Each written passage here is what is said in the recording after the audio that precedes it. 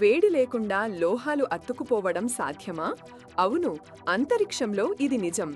మీకు తెలుసా, మన భూమిపై రెండు లోహపు ముక్కలను కలపడానికి అధిక వేడి, ఒత్తిడి లేదా కొన్ని రసాయనాలు అవసరం. దీన్నే మనం వెల్డింగ్ అంటాం. కానీ అంతరిక్షంలో మాత్రం పరిస్థితి పూర్తిగా భిన్నంగా ఉంటుంది.